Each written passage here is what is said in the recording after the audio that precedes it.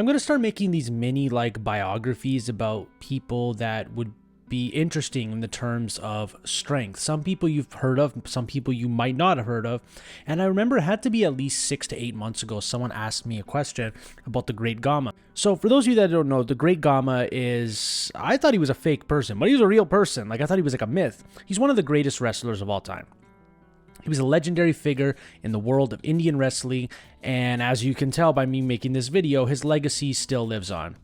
So in this video, I'm going to talk about some of his history, his diet, his training regimen, and so on and so forth. So the Great Gama, I don't even know if I'm going to say this right, his name was Ghulam Muhammad, and he was born in Amritsar, Punjab, India, in 1878. It's kind of crazy. That's really not that long ago when you think about it.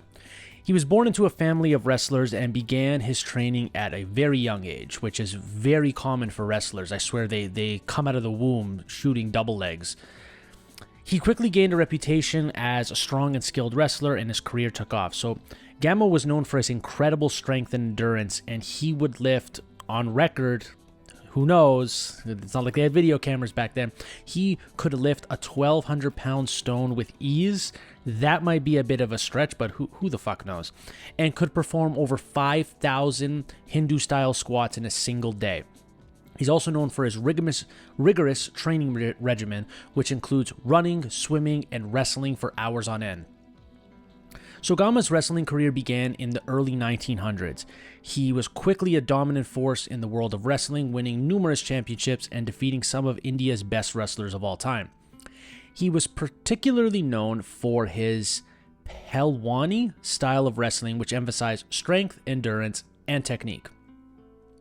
Gama's most famous match was against Stanislaus Zbyszko in 1910. The two men wrestled for over 6 hours. That honestly sounds brutal, with neither able to pin each other. Finally, the match was declared a draw, and Gama was hailed as a hero in India.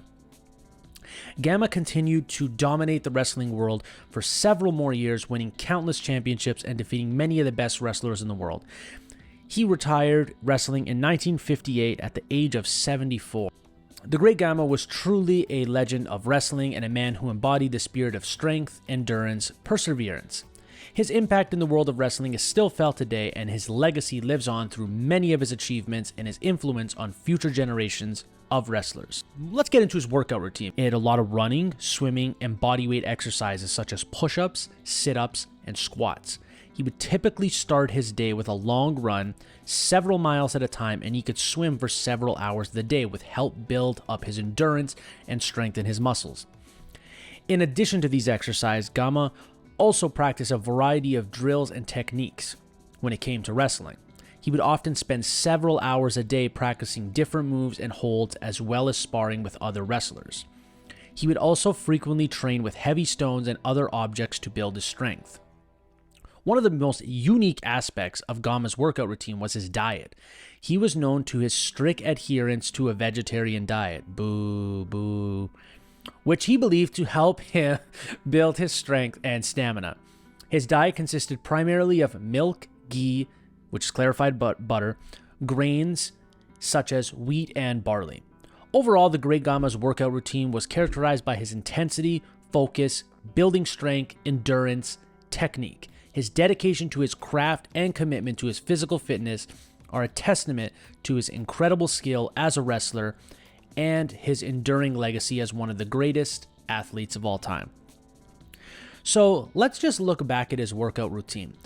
This is how athletes should train. He had very general workout routines, lifting stones, push-ups, sit-ups, swimming, running. That's basically his GPP. And then he had his specific exercises that he would do, such as wrestling drills, sparring, things like that. So this is how athletes should train.